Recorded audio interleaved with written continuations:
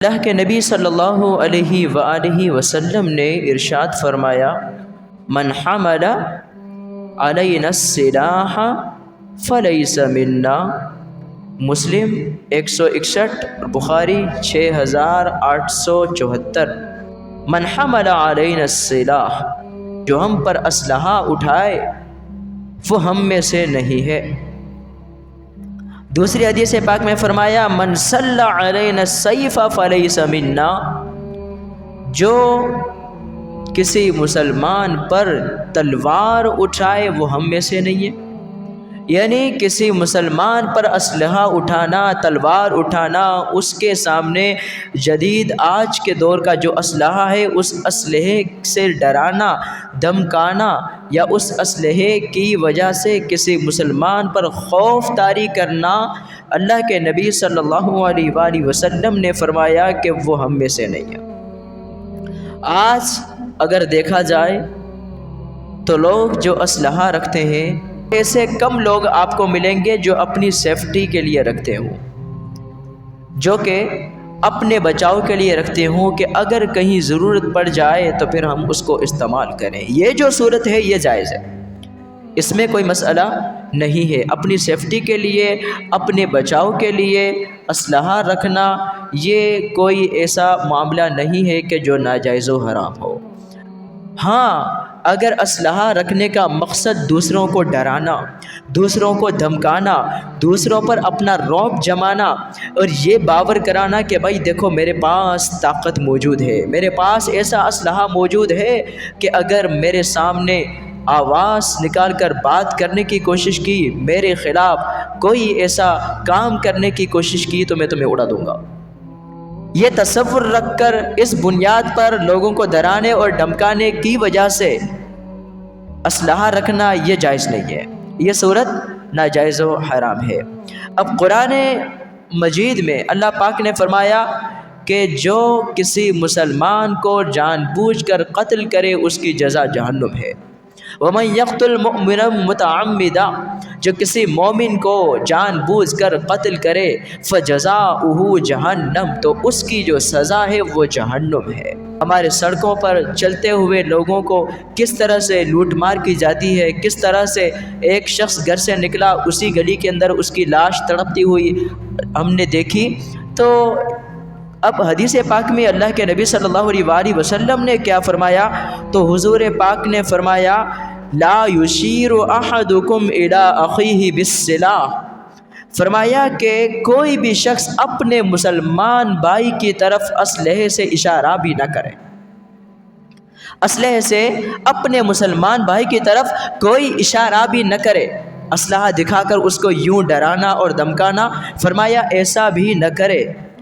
وجہ بیان فرمائی، فَإِنَّهُ لَا يَدْرِي لَعَلَّ الشَّيْطَانَ يَنزِعُ فِي يَدِهِ فَيَقَعُ فِي حُفْرَةٍ مِّنَ النَّارِ، فرمایا کیونکہ ممکن ہے شیطان اس کے ہاتھ کو بہکا دے، اس کا ہاتھ پھسل جائے، وہ اپنے ہاتھ پر کنٹرول نہ رکھ پائے، اسلحہ چل جائے، گولی چل جائے، تلوار چل جائے، سامنے والا مسلمان قتل ہو جائے۔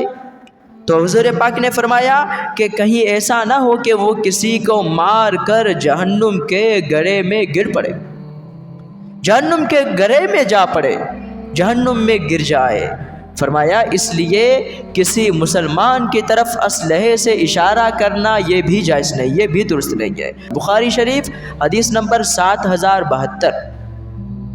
اسلحے سے اشارہ کرنا بھی درست نہیں ہے، اس کی بھی ممانعت فرمائی۔ ہمارے ہاں جو لوگ شکار کا نام لے کر یا پھر جو لوگ اپنی سیفٹی کا نام لے کر اسلحے کی بنیاد پر لوگوں پر جو ظلم کرتے ہیں، لوگوں سے جو ناحق مال چھینتے ہیں یا پھر لوگوں کے جو حقوق کو پامال کرتے ہیں یا جو لوگوں کی عزتوں کو لوٹا جاتا ہے، لوگوں کی عزتوں کو لوٹتے ہیں، تو ان کا اس نیت سے اسلحہ رکھنا یہ بھی حرام، یہ بھی ناجائز، پھر کسی پر ظلم کرنا یہ بھی حرام، شدید حرام، کیونکہ مقصد اور نیت ہی غلط ہے، کیونکہ نیت اس کی صحیح نہیں ہے۔ حضور پاک صلی اللہ علیہ وآلہ وسلم نے ایک اور حدیث پاک میں فرمایا، اگر ایسا ہو گیا کہ دو مسلمانوں کے پاس اسلحہ موجود ہے وہ آپس میں کسی بات پر لڑ پڑے، جنگ ہو گئی، بات اسلحے پر پہنچ آئی، دونوں نے ایک دوسرے کو قتل کرنے کی کوشش کی، دونوں نے ایک دوسروں پر گولیاں چلانے کی کوشش کی، ایک کے ہاتھ سے دوسرا مر گیا۔ اب فرمان رسول کیا ہے؟ حضرت ابو بکر رضی اللہ عنہ فرماتے ہیں کہ میں نے اللہ کے نبی صلی اللہ علیہ وآلہ وسلم سے سنا، اذا تواجہ المسلمان بسیفہما فالقاتل والمقتول فی النار، جب دو مسلمان اپنی اپنی تلواروں کے آمنے سامنے آ جائیں، اپنے اسلحے ایک دوسروں پر استعمال کریں، آپس میں ان کی جنگ چھڑ جائے، تو فرمایا قاتل اور مقتول دونوں آگ میں ہیں، دونوں دوزخ میں، قتل کرنے والا بھی، قتل ہونے والا بھی۔ وہ جو معاف کر دیتے تھے، بھائی کوئی بات نہیں، خیر ہے، غلطی سے قتل ہو گیا، ہم نے آپ کو دل سے معاف کر دیا، آج ایسا نہیں ہے۔ آج صرف آپ کسی کے گاڑی کے سامنے سے اوورٹیک بھی کریں تو وہ آپ کی طرف یوں آ کے گور گور کے دیکھتے ہیں، میرے سامنے اس نے گاڑی کو اوورٹیک کر دیا۔ آپ کسی کے سامنے ہلکا سا اس کے چہرے میں تھوڑا سا غصے میں دیکھیں تو وہ کہیں گے بھائی کیا ہو گیا، خیر تو ہے، میں نے کیا کر دیا ایسا؟ چھوٹی چھوٹی باتوں پر لڑائی اور جھگڑے ہو جاتے ہیں۔ پھر کیا ہوتا ہے؟ معاملہ گالی پر آتا ہے۔ گالی جو ہے نا، یہ ہے جنگ کی اور فساد کی جڑ اور بنیاد، جھگڑے کی بنیاد، جھگڑے کی فساد جو ہے نا، یہ گالی ہے۔ لوگ آپس میں لڑ رہے ہیں اور جھگڑ رہے ہوں تو پہلے یہ ہوتا تھا کہ لوگ ان کو بچاتے تھے، بھائی نہیں، دو اس کو پکڑتے تھے، دو اس کو پکڑتے تھے، بھائی چھوڑ دو یار، خیر ہے، کوئی بات نہیں، ہوتا رہتا ہے، چھوڑ دو۔ لیکن اب کیا ہوتا ہے؟ ویڈیو بنانے شروع ہو جاتے ہیں کہ چلے ویڈیو ڈال دوں گا نیٹ پہ، دو لوگ آپس میں لڑ رہے ہیں، دونوں کے ہاتھوں میں اسلحہ ہے، مجھے اچھے ویوز مل جائیں گے، ملین میں میری ویڈیو چلی جائے گی۔ یہ جو ہمارے ہاں آج سوشل میڈیا کے ایسے پلیٹ فارم ہمیں اس لیے دے گئے کہ کوئی ہمارے سامنے بیچارہ ڈوب رہا ہو، کوئی مر رہا ہو، کوئی تڑپ رہا ہو، اور ہم اس کی ویڈیو بنا کر اپنے ویوز کے چکر میں اس کی مدد کے لیے نہ جا رہے ہوں، تو پھر یہ آپ سمجھ جائیے کہ انسانیت ختم ہوتی جا رہی ہے، پھر انسانیت ختم ہوتی جا رہی ہے۔ آج اگر دو لوگ آپس میں جھگڑ جاتے ہیں، لڑ جاتے ہیں، تیسرا بچانے کے لیے نہیں جاتا، ویڈیو بنانے شروع ہو جاتا ہے۔ اسلام کی تعلیمات تو یہ، کیونکہ اگر انہوں نے ایک دوسرے پر اسلحہ چلا دیا، بیچارے دونوں میں سے کوئی ایک بھی مر گیا تو دونوں دوزخی، مرنے والا بھی اور مارنے والا بھی۔ مارنے والا دوزخ میں جائے گا، بات سمجھ میں آ رہی ہے؟ وہ قاتل ہے، قاتل ہے نا، مارنے والا ہے نا، وہ تو دوزخ میں جائے گا، اس کا سمجھ میں آتا ہے۔ لیکن جو بیچارہ مر گیا، جو قتل ہو گیا، وہ دوزخ میں کیوں؟ اس کی کیا وجہ ہے؟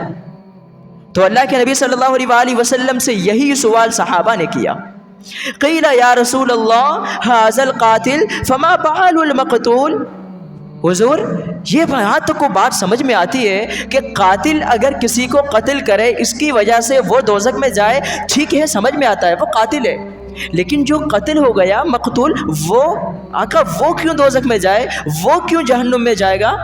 اللہ کے نبی صلی اللہ علیہ وآلہ وسلم نے فرمایا، قال انہ قد اراد قتل صاحبہ، کیونکہ اس کی بھی نیت یہ تھی کہ میں سامنے والے ساتھی کو قتل کروں، اسی وجہ سے تو اس کے ہاتھ میں اسلحہ تھا نا۔ تو جو لوگ آپس میں لڑ رہے ہوں، جھگڑ رہے ہوں، اور ان دونوں کے ہاتھ میں اسلحہ ہو، اور ان میں سے کوئی ایک بھی اگر ایک دوسرے کے ہاتھ سے قتل ہو جائے، تو قتل کرنے والا، قتل ہونے والا، دونوں دوزخی، دونوں جہنمی ہے۔ لیکن آج یہی وہ اسلحہ ہے جس کے غلط استعمال کیے جانے کی وجہ سے ہزاروں لوگوں کے روزانہ مال کو، عزتوں کو، عورتوں کی عصمتوں کو لوٹا جاتا ہے، اسی اسلحے کے زور پر۔ کیونکہ بیچارے جو سادے سیدھے لوگ ہوتے ہیں، وہ اسلحہ دیکھ کر کہتے ہیں جان تو بچ جائے گی، باقی مال جانا ہے تو جانے دو، اب جان بچانا یہی سب سے اہم امپورٹنٹ ہے، تو وہ جان بچا دیتے ہیں، گاڑیاں، مال، موبائل، پیسے جو بھی آتا ہے سب دے دیتے ہیں، بھائی لے جا، جان چھوڑ، میری جان تو سلامت رہے، تجھے جو چاہیے لے جا۔ یہ جو لوگ ہیں، صرف اشارہ کرنا، لا یشیر احدکم، اس کی اجازت بھی نہیں ہے، اور اس سے کسی کو ڈرا کر، دھمکا کر اس کا مال ظلم کے طور پر لینا، یہ گناہ کبیرہ ہے۔ ایک روایت میں اللہ کے نبی صلی اللہ علیہ وآلہ وسلم نے ایسی بات بیان فرمائی کہ جو آج ہم بھلا بیٹھے ہیں۔ ایک تو قتل والا تھا، اسلحے والا تھا۔ شریعت کی تعلیمات کیا ہیں؟ سنت نبویہ کیا ہے؟ اور ہم کیا کر رہے ہیں؟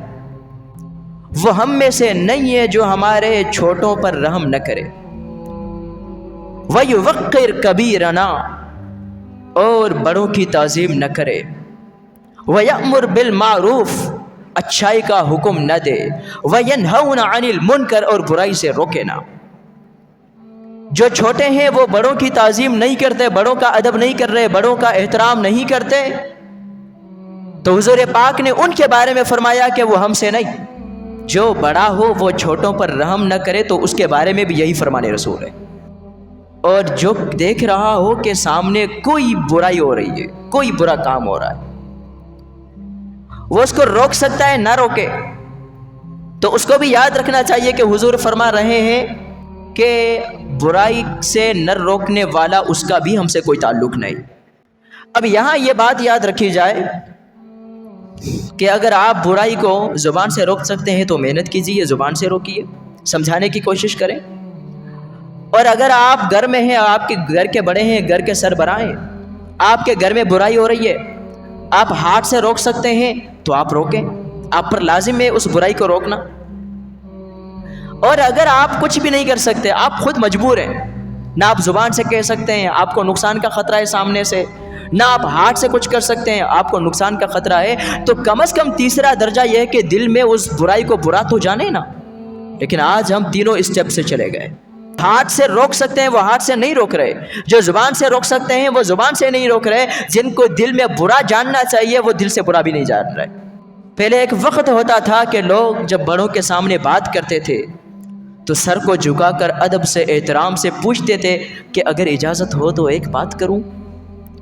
اور آج ڈرا کر، دھمکا کر، دھمکی دے کے خاموش کرایا جاتا ہے، خاموش ہو جاؤ پہلے ہماری سن لو۔ اور آج اگر کسی بڑے کو دیکھا بھی جائے وہ بات صحیح بھی کر رہا ہو تو جو چھوٹے ہیں، جو نوجوان ہیں، کہتے ہیں اے بوڑھے خاموش ہو جا، یہ کون سا ادب ہے، یہ کون سی تعظیم ہے، یہ کون سی توقیر ہے، یہ کون سا احترام ہے؟ اسلام تو یہ نہیں سکھاتا، حضور پاک کی سنتیں، حضور پاک کا طریقہ تو یہ نہیں ہے۔ وہ تو یہ ہے کہ چھوٹوں کو چاہیے کہ بڑوں کے سامنے جھک جائیں، تعظیم کرے، ادب کرے، احترام کرے۔ کسی بڑے کو نصیحت بھی کرنی ہو تو اس کے لیے وہ طریقہ اپنائے کہ بڑے کی دل آزاری نہ ہو، بڑے کے دل میں تکلیف نہ پہنچے۔ یہ چیز ہمیں پریکٹیکل حضرت امام حسن و حسین نے کر کے دکھائی۔ ایک شخص بڑی عمر کا تھا، وہ وضو کر رہا تھا، اچھا وضو کا صحیح طریقہ نہیں آتا تھا اس کو، وضو وہ صحیح سنت کے مطابق نہیں کر رہا تھا، تو وہ وضو صحیح نہیں کر رہے تھے۔ اب حضرت امام حسن و حسین دونوں اس کے سامنے آئے اور آ کر کہا کہ چچا جان آپ ایک منٹ کے لیے ہماری بات سنیں گے؟ ہم دونوں وضو کرتے ہیں، آپ چیک کیجئے گا ہم دونوں میں سے کس نے وضو صحیح کیا اور کس نے غلط کیا، ہم دونوں میں سے کس کا وضو صحیح ہے، آپ ذرا ہمیں دیکھیے نا۔ وہ خوش ہو گئے، یہ میرے سامنے وضو کریں گے، یہ تو اچھی بات ہو گئی۔ وہ جب دونوں نے وضو کیا، اللہ اکبر، یہ بڑی عمر کے جو آدمی تھے دونوں کو غور سے دیکھنے کے بعد پورا وضو ان کا دیکھا، بعد میں کہا کہ بچوں تم دونوں نے وضو صحیح کیا، اصل میں صحیح وضو نہیں کر رہا تھا، آپ لوگوں نے مجھے صحیح وضو کرنا سکھا دیا۔ یہ نواسۂ رسول ہیں جو کسی بڑے کو ایک اصلاح کی بات سمجھا رہے ہیں، وضو صحیح نہیں آ رہا، وضو کا طریقہ سکھا رہے ہیں۔ آج ہم اس طریقے کو کیوں بھول گئے؟ آج چھوٹوں میں وہ تعظیم نہ رہی، چھوٹوں میں وہ بڑوں کا ادب نہ رہا، وہ احترام نہ رہا۔ یہی وجہ ہے کہ ہمارے معاشرے سے محبتیں ختم ہو رہی ہیں، الفتیں ختم ہو رہی ہیں۔ وہ جو بڑے باتیں کرتے تھے تو چھوٹے آ کے غور سے سنتے تھے، نصیحتیں ہوتی تھیں، اب وہ کہاں رہا؟ اب اگر گھر میں بڑا بلا بھی لے بچوں کو، چھوٹے آ بھی جائیں، بھائی ایک بات کرنی ہے، ساروں کے ہاتھوں میں موبائل ہیں، وہ سارے موبائل چلا رہے ہیں، جی بات بھی کر دیجیے، موبائل بھی چلاتے رہیں ہم لوگ۔ ابھی تو یہی ہوتا ہے، گھر میں 4 افراد بھی بیٹھے ہوئے تو چاروں کے چاروں موبائل چلا رہے ہیں، کوئی دینی بات کرنے کا 5 منٹ کا وقت ملتا ہے؟ نہیں ملتا، ہاتھوں میں موبائل پڑے ہوئے ہیں۔ ہم نے خود بچوں کو اپنے ہاتھوں سے تباہ کر دیا، کارٹون لگا کے دے دیے، آج کل جدید جو آ رہی ہیں گیمز آ رہی ہیں آن لائن، جاؤ کھیلو، سر میں درد نہیں کرو۔ میں نے پہلے بھی اس پر بہت تفصیل سے بات کی تھی کسی جمعے میں کہ سر میں درد کرنے کی یہی تو عمر ہے، آپ کے سر میں وہ درد کریں گے، آپ انہیں سمجھائیں گے، تبھی تو وہ کامیاب ایک معاشرے کا فرد بنیں گے، ایک اچھے مسلمان بنیں گے۔ لیکن اگر آپ کہیں گے سر میں درد ہی نہ ہو تو پھر ابھی تو نہیں ہوگا شاید، لیکن جب وہ جوان ہو جائیں گے پھر سر میں اتنا درد کریں گے کہ آپ کہیں گے کاش کہ آج ہی مر جاؤں۔ تو اس لیے ضروری ہے کہ افسوس سے پہلے ہم احتیاط کے تقاضے پورے کرتے ہوئے بچوں کو وہ چیزیں دیں جو ان کے فائدے کے لیے ہوں۔ اور دوسری بات یہ ہے کہ چھوٹوں کے لیے بڑوں کا رحم بھی ختم ہوتا جا رہا ہے، یہ بات بھی حقیقت ہے۔ پہلے جو بڑے چھوٹوں پر رحم کرتے تھے اب وہ رحم بھی نہ رہا۔ معاشرے میں جو نفرتیں پھیل رہی ہیں نا، آئے دن گناہوں پر گناہوں کی جو شکایات ہمیں دیکھنے میں آ رہی ہے نا، وہ یہ ہے کہ بڑوں نے بھی اپنی ذمہ داری ختم کر دی، چھوٹوں نے بھی اپنی ذمہ داری ختم کر دی۔ دونوں طرف سے معاملات ہیں۔ اب وہ بڑا چاہے علم کے اندر ہو تب بھی احترام کرنا ہے، چاہے عمر کے اندر ہو تب بھی احترام کرنا ہے، چاہے کسی درجے کے اندر ہو۔ تیسری چیز، لوٹ مار عام ہے۔ آپ گھر سے باہر نکلیں، آپ کا مال، آپ کی جان، آپ کی گاڑی، آپ کے پیسے، آپ کے موبائل محفوظ نہیں ہے، سیف نہیں ہے۔ تو حضور پاک صلی اللہ علیہ وآلہ وسلم نے فرمایا من انتہب نہبتا مشہورتا فلیس منا، ابو داؤد حدیث نمبر 4391۔ حضور نے فرمایا جو سر عام لوٹ مچائے، لوٹ مار کرے، وہ ہم میں سے نہیں ہے۔ یہ جو ڈاکو ہیں، لوٹ مار کرنے والے، یہ حضور پاک صلی اللہ علیہ وآلہ وسلم کی امتی ہونے کا جو ان کو ایک شرف بخشا گیا، یہ اس سے اپنے آپ کو محروم کر رہے ہیں، کیونکہ حضور فرما رہے ہیں کہ ان کا ہم سے تعلق نہیں ہے۔ نیکیاں ہم اس کو دے جائیں گے، بھائی میں نے آپ سے 50,000 روپے چھینے، 50,000 بدلے میں نیکیاں لے لے، اب کیا بچ گیا اپنے پاس جنت میں جانے کے لیے؟ تو ایسے لوگوں کو چاہیے، ایسے ہمارے دوستوں کو چاہیے کہ وہ کم از کم حضور پاک صلی اللہ علیہ وآلہ وسلم کے ایک امتی ہونے کے ناطے سے، امتی ہونے کا جو شرف ان کو عطا کیا گیا، اس کی پاسداری کرتے ہوئے حضور پاک نے جو فرمایا کہ یہ جو سر عام لوٹ مار کرے، ڈاکو ہوں، جو لوگوں کا مال لوٹیں، اس کا ہم سے کوئی تعلق نہیں۔ تو اللہ کے نبی آپ سے تو براءت کا اظہار کر رہے ہیں، کیونکہ ہمارا آپ سے کوئی تعلق نہیں۔ سوچیے اگر کل قیامت کے دن اللہ کے نبی یہ فرما دیں گے کہ یا اللہ اس کا مجھ سے کوئی تعلق نہیں، کہاں وہ بھٹکتا پھرتا رہے گا؟ اس دن تو ہر ایک کی یہ تمنا ہوگی نا کہ بھلے گناہگار ہوں، کیا بھی ہوں، حضور کی امتوں میں تو شامل ہوں، امت محمدیہ پر جو کرم ہونا ہے میں کم از کم اس کا حصہ تو اللہ پاک کی بارگاہ سے پالوں گا نا۔ لیکن اگر حضور کہہ دیں کہ یا اللہ اس کا مجھ سے کوئی تعلق نہیں، تو کیا ہوگا؟ کہ مسلمان سے بددیانتی کرنے والا وہ بھی ہم سے نہیں ہے۔ آج چھوٹے سے لے کر ایک جو بیچارہ روڈ پر چھوٹا سا ٹھیلا لگا کر چھولے بیچ رہا ہے، چھوٹا سا ٹھیلا لگا کر چھوٹی سی کیبن کھولی ہوئی ہے فٹ پاتھ پر، اس سے لے کر ملک کے وزیر اعظم اور صدر تک کوئی ایک بھی ایماندار ملنا ہر فیلڈ میں بہت مشکل ہے۔ ہم کہتے ہیں ہمارے حکمران ایسے آ گئے، ہم پر ظلم ہو رہا ہے، یہ ہمارے اعمال کا نتیجہ ہے، یہ خود ہم نے اپنے اوپر مسلط کروائے۔ ہم خود بھی تو ایماندار نہیں ہیں۔ ایک کیبن والا خود بھی تو کتنی چیزوں پہ ڈنڈیاں مار رہا ہوتا ہے، آپ وزیر اعظم پر شکوہ کیسے کر رہے ہیں؟ آپ صدر ہوگا غلط، لیکن اس سے پہلے اپنے اندر بھی تو جا کے نا، میں کیا کر رہا ہوں ایک شہری ہونے کے ناطے، ایک پاکستانی ہونے کے ناطے، ایک مسلمان ہونے کے ناطے، حضور کا امتی ہونے کے ناطے میں کیا کر رہا ہوں؟ بس یہی توقع آپ اپنے بڑوں سے بھی رکھیں نا، جو آپ کر رہے ہیں وہی آپ سے ہونے والا ہے۔ تو آج چھوٹے سے لے کر اوپر تک کیا ہے؟ حضور پاک نے فرمایا لیس منا من غش مسلما او درہ او ما کرہ، ایک مسلمان سے بددیانتی کرنے والا، اس کو نقصان پہنچانے والا، اس کو دھوکہ دینے والا، اس کا ہم سے کوئی تعلق نہیں، وہ ہمارے رستے پر نہیں ہے، وہ ہمارے طریقے پر نہیں ہے۔ آج دھوکہ ہم دے رہے ہیں، بددیانتی ہم کر رہے ہیں، نقصان ہم پہنچا رہے ہیں، اور نیچے سے لے کر اوپر تک۔ تو بتائیے کیا ہمارا ملک پاکستان کی ترقی کرے گا؟ کیا ہم مسلمان، وہ جو مسلمانوں کا جو کردار تھا، وہ جو مسلمانوں کو عروج ملا تھا، اس عروج پر دوبارہ پہنچ پائیں گے؟ وہ عروج حاصل کر پائیں گے؟ آج ہم کیوں کٹ رہے ہیں غیر مسلموں کے ہاتھوں سے، یہودیوں کے ہاتھوں سے؟ ہماری مسلمانوں کی گردنیں کیوں اڑ رہی ہیں؟ غزہ میں بیچارے بھوکے بچوں پر وہ جب کھانا لینے کے لیے جاتے ہیں تو بمباری کر دی جاتی ہے، ہم یہاں سے کچھ بھی نہیں کہہ پا رہے، کیوں؟ یہ ہمارے اعمال کا نتیجہ ہے، یہ ہم پر کافر مسلط کر دیے گئے۔ جب ہم اپنی اصلیت پر واپس آ جائیں گے، تعلیمات مصطفی، تعلیمات نبویہ پر گامزن ہو جائیں گے، پھر ہمیں ترقیاں، پھر عروج مل جائے گا۔ لیس من امتی من لم یجل کبیرنا ویرحم صغیرنا، بڑوں کا ادب، احترام، تعظیم، توقیر نہ کرے وہ ہم سے نہیں، نہ کرے وہ بھی ہم سے نہیں۔ ویعرف لعالمنا حقہ، فرمایا جو عالم دین کا حق نہ جانے وہ بھی ہمارے سے نہیں ہے، وہ بھی ہم سے نہیں ہے۔